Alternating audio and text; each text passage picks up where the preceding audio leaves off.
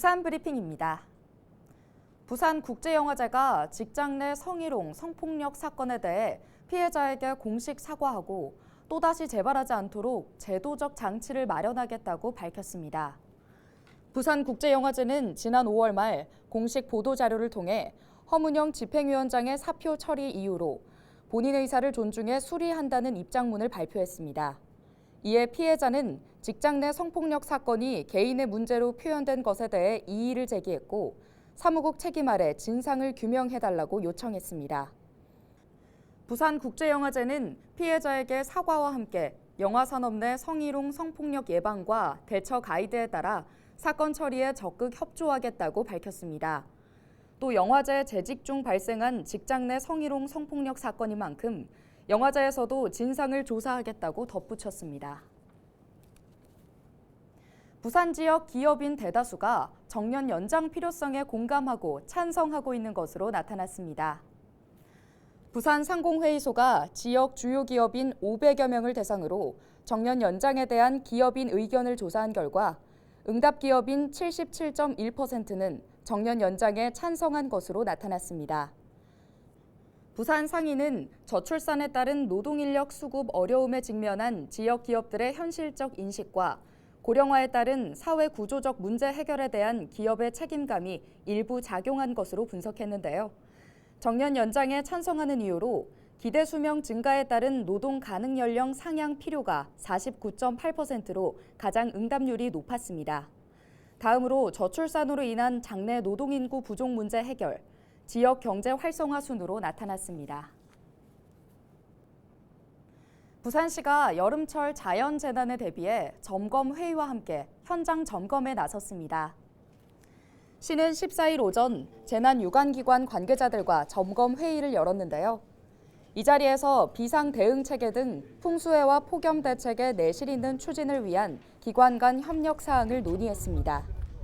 박형준 시장은 이날 오후 동구 자성대 아파트와 동천 하구, 범일 2지구 등 하천 범람으로 침수 피해를 본 침수 우려 지역 일대를 점검했습니다.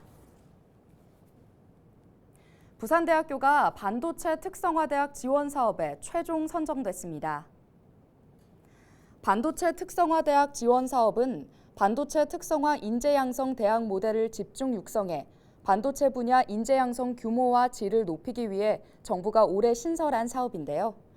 부산대는 연 70억 원의 사업비를 지원받고 대응 투자 등을 통해 2023년부터 2026년까지 4년간 총 328억 원의 예산으로 반도체 분야 인재 양성에 나섭니다.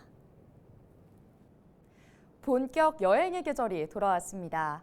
코로나19 위기 단계가 경계로 하향하면서 다시 뛰는 대한민국을 위해 정부는 다양한 정책을 시행하고 있는데요.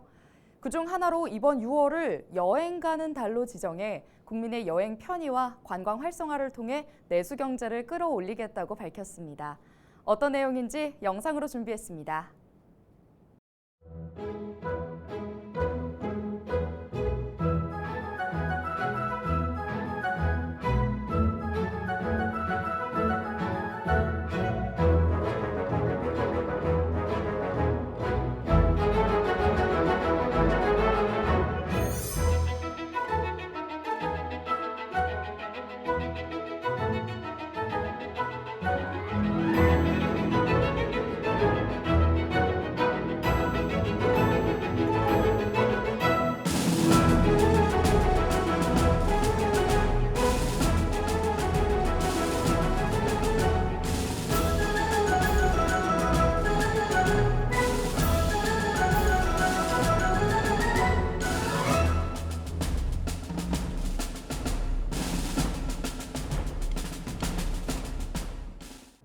이번 주말 부산 시민공원에서 다채로운 문화 행사가 열립니다.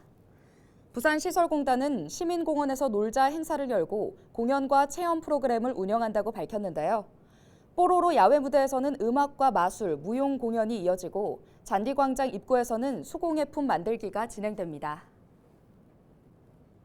지금까지 부산 브리핑이었습니다.